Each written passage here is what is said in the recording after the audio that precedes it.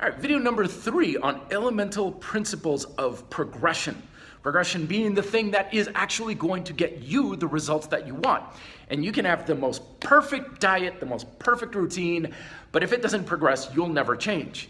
And in the past video, I talked about how getting results comes down to progressing the natural principles that Mother Nature installed within our DNA over eons of evolution. And the rules that we come up with regarding this is the way you eat, this is the way you train and stuff, not unimportant, but that's really not what's in charge of you getting the results you want. Today we're talking about what is in charge of you getting the results you want from your exercise. In the next one we'll talk about diet.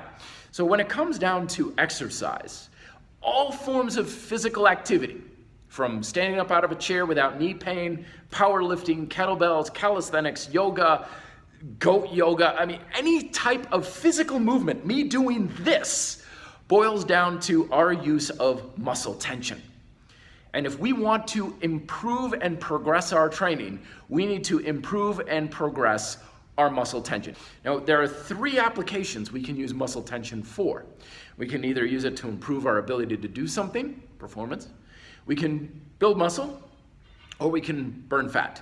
Now, all physical activity does all 3 of these all at the same time. You can't isolate one or focus on just one and exclude the others. Everything burns fat, everything builds muscle, and everything tells your body how it's supposed to perform to at least some degree. But we can change and modify our training to focus on one thing or the other. If you want to perform at a higher level, so any sort of goal that says, I want to be able to do X, Y, and Z, that's a performance goal. And it goes for the SAID principle, S-A-I-D, specific adaptation to imposed demand, application of muscle tension. In other words, how are you using muscle tension to be able to do the thing that you want to do? If you want to improve your ability to do something, get some sort of coaching, either online or one-on-one. One-on-one is always going to be far better than anything on the internet, including this video by far, because they can take a look at you and say, this is what you need to do. Number 2 is if you want to build muscle, we want to satisfy the principle of time under tension. TUT, if you will. And this is something that, to be perfectly honest, I'll be the first to admit, we don't have this muscle building thing figured out.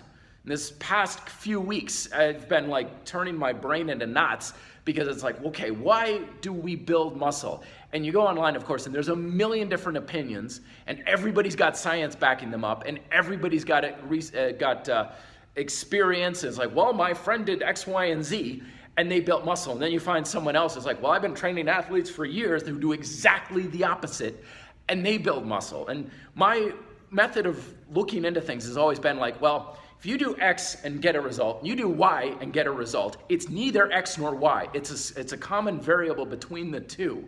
And at this stage in my understanding, it boils down to how much tension is in a muscle and how long do you have it there for. That's the only thing I can comfortably, reliably say is a factor. So take an exercise that makes your muscles work at a given degree, increase the amount of it that you can do. Then after a while, whenever you feel like it, increase the tension and repeat. So that's about all I know that I can comfortably say that will build muscle. Everything else, I don't know. Maybe, maybe not. Experiment and see what works best for you. And then finally, increasing caloric expenditure if you want to burn fat. Now this one is real easy to do.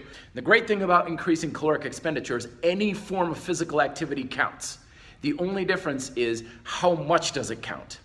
So the 3 ways you can do that is the more muscle you use, the faster you burn. The higher intensity you go at, the faster you burn. And the longer you go at, the more you burn. That's a pretty given. If you do something for an hour, that's going to burn more than doing it for half an hour. So don't feel like you have to force yourself to do a type of exercise that you don't like to do. If you don't like to go running, don't run. But if you prefer rollerblading or hiking or whatever, well then do that. There's nothing special about any form of exercise that makes you burn fat. It's just get moving to some degree. And always, of course, do remember that all we're doing is expending more calories, but the dietary side of the equation is still very important as well. Don't forget that, don't neglect that. The only thing we can do with exercise is speed up our rate of caloric and fat expenditure. It doesn't tell our body to actually be lean in and of itself. So there you go, sed, tut, and ice. Those are the 3 principles of using muscle tension to improve and progress to get you better results from your workouts. In the next video, we'll talk about dietary progression. Let me know if you have questions below. Be fit, live free.